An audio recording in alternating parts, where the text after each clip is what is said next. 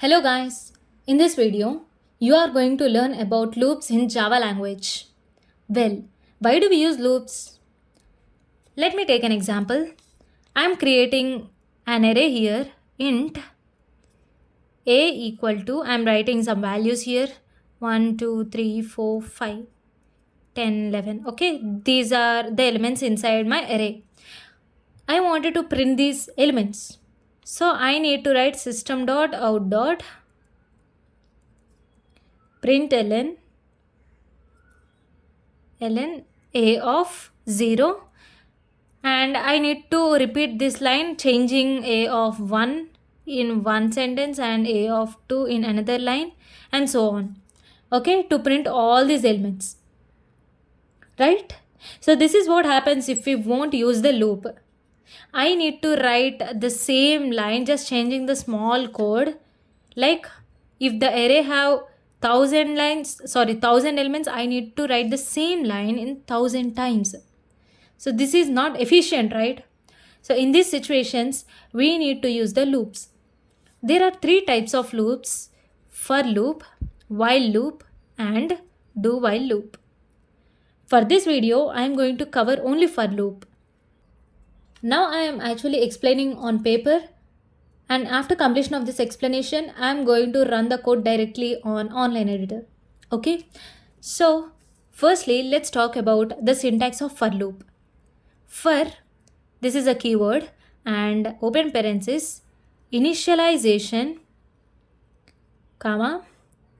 semicolon, condition, semicolon, increment or decrement. Okay, and here will be the code block which we want to repeat, right? So let's write the code to print all the elements from this array. Okay, for int I equal to 0. If anyone don't know how arrays work, see, this 0 is nothing but this is the index which is given to this element. So to access the first element, we are going to take a help of the index. Okay, by default, the compiler will give 0 for the starting element. It will start the indexing from 0. Okay, so I'm giving here int I equal to 0. Okay, int I equal to 0, semicolon, I should be lesser than or equal to, the number of elements here are 1, 2, 3, 4, 5, 6, 7, right? 7 and I plus plus. Okay, and inside this I am going to write this code system.out.println a of I. Okay, semicolon. So here a of I is nothing but when I equal to 0, it will say that a of 0. So how the compiler actually works here? Let's understand that. First of all, when compiler will come to here, it will see this for keyword and then it will think that, okay, now I need to execute in a loop. Okay, so firstly, it will initialize the variable I equal to 0 in its memory, and then it will check the condition. 0 is lesser than or equal to 7. Is it true? Yes, true. If it is true, it is going to execute the code, right? It will execute the code. That means it is going to print a of I value is 0, right? So a of 0 is going to be printed, which is 1 in this case, right? And then it is going to increment here. I plus plus is nothing but I equal to I plus 1. Here I value is 0 plus 1, which means I value will be 1 now. Okay, so I value will become 1 and then it will again check the condition here. 1 is lesser than or equal to 7. It is true. Okay, so it is going to print a of 1. Here I value will be 1, right? So I value will be printed, which is 2. Okay, so 2 is printed and then it is going to increment again. I will become 2 and then it is going to check the condition again. Yes, 2 is lesser than or equal to 7. It is true. And then it is going to print a of 2, right? I value is 2, right? So it is replaced with 2 and it is going to print the value 3. So in this way, it is going to print till I equal to 6, right? So here indexing will be 0, 1, 2, 3, 4, 5, 6, right? So yeah, I'm sorry, it should be 6 here.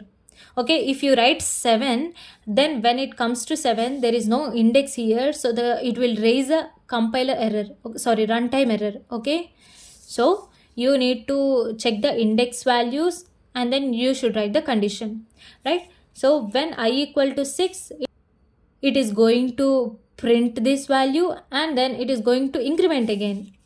When I will be equal to 7, it will check the condition. 7 is not lesser than or equal to 6, right? 7 is greater than 6. So the condition is false. So when it becomes false, the compiler will come out of this loop and it will start executing the code after this loop. Okay? So this is how the compiler will compile the for loop code. Okay? So what if I don't give this increment? If I don't give this increment, I value will be 0 always.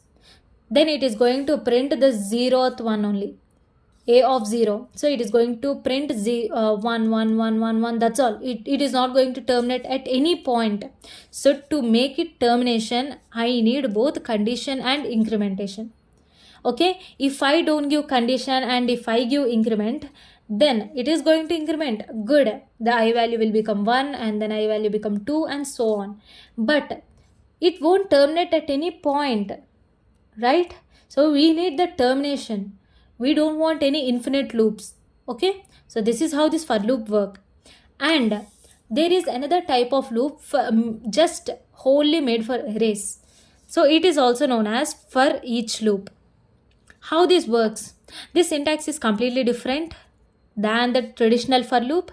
For int I am not initializing anything here, I am just declaring. Okay, int I colon and I am giving this array name.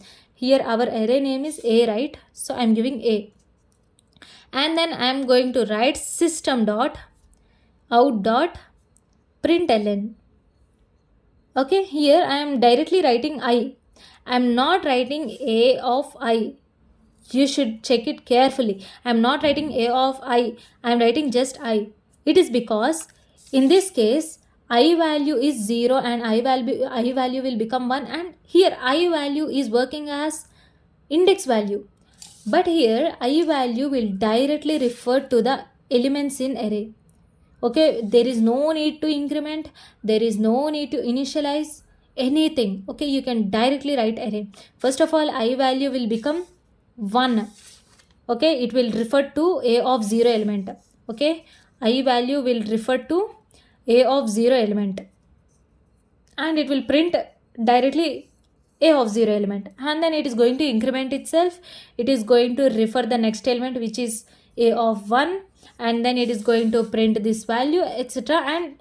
And at the end of the array it is going to terminate itself. Okay, this is how for each loop works. Now let's run an online compiler. I'm going to remove this thing aside and I'm going to remove this. Okay, I'm just using this online editor. Now I'm taking this array int a equal to, I'm going to write the elements and I'm using the for loop int I equal to 0. I should be lesser than, there are 5 elements, right?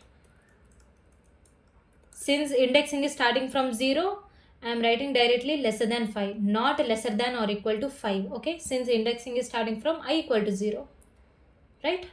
Now system dot out dot println a of I.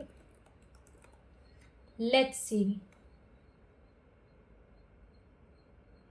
See, the output is 34678. Sorry, 34678. Okay, what if I use for each loop? Let me try it again. For int I colon a, and then I'm going to write system dot out dot println a. Okay, sorry, I. Since here I is directly referencing to the element, there is no need of indexing type of thing. Okay, now let's run this.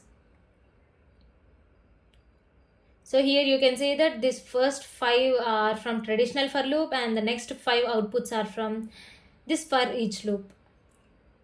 Okay, so what if I remove this incrementing thing? What happens? It is going to be like, if I run this, see, you can see that it became an infinite loop because it can't terminate at any point, because the condition is not going to become false, right? And what if I keep this increment thing? Wait, let me stop this. Yeah, what if I write this increment thing here?